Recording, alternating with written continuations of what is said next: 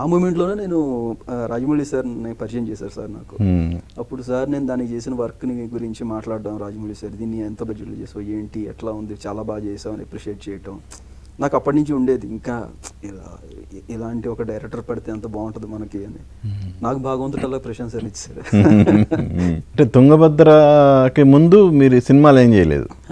అదే సార్, తుంగభద్రకు ముందు నేను కన్నడలో చార్మినార్ అని చేశాను. చార్మినార్ తెలుగులో రీమేక్ చేసిన, తెలుగులో రీమేక్ కృష్ణమ్మ కలిపింది ఇద్దరు, నేను సుధీర్ బాబు గారితో చేశాను. దానికి నేనే సార్. దానికి మీరే కదా? దానికి నేనే చేశాను. అందులో మంచి హిట్ సాంగ్ కూడా ఉంది కదా? అవును సార్, మంచి సాంగ్స్ ఉన్నాయి సార్. అవును సార్. ఓకే, బట్ ఆ సినిమా డిసప్పాయింట్ చేసింది ఇక్కడ.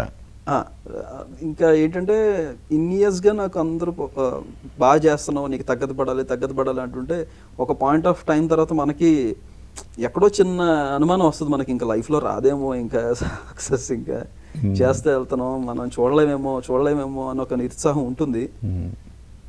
ఆ మూమెంట్లోనే నేను ప్రీ రిలీజ్ ఫంక్షన్లో చెప్పినట్టు కూడా బన్నీ సార్ పిలవటం, మీరు చెప్పిన కృష్ణమ్మ కలిపింది ఇద్దరిని పాటలు నేను విన్నాను, అసలు మీరేంటి ఇంకా పెద్ద సినిమా చేయకపోవటం అని అనటం.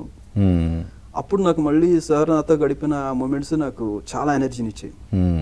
లేదు, ఇక్కడ మన వర్క్ ఎవరో ఒకరు వింటున్నారు, చూస్తున్నారు, సో మన పని మనం చేసుకుంటూ వెళ్ళిపోదాం అని ఫిక్స్ అయ్యి అక్కడి నుంచి మళ్ళీ చాలా కొత్త ఎనర్జీతో స్టార్ట్ చేశాను. ఎందుకంటే కొత్త ఎనర్జీతో ఎందుకనంటే దానికి ముందు నేను 1 year ఏ వర్క్ చేయలేదు సార్ మధ్యలో. ఆఫ్టర్ తుంగభద్ర, ఆఫ్టర్ కృష్ణమ్మ కలిపింది ఇద్దరిని, రెండు ఎట్ ఏ టైం రిలీజ్ అయ్యాయి, సిమిలర్గా with in couple of months దగ్గరగా రిలీజ్ అయ్యాయి అనమాట.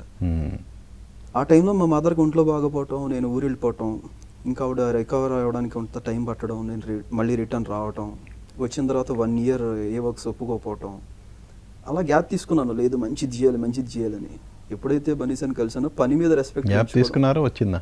రెండు సార్, గ్యాప్ తీసుకున్నాను, గ్యాప్ వచ్చింది కూడా. ఎందుకంటే అప్పట్లో ఎలా ఉండేదంటే స్క్రిప్ట్స్ విని లేదు మన IMDbలో పడితే ఎట్లా ఉండాలి అని చెప్పేసి ఒప్పుకోకుండా వదిలేసినవి కూడా ఉన్నాయి.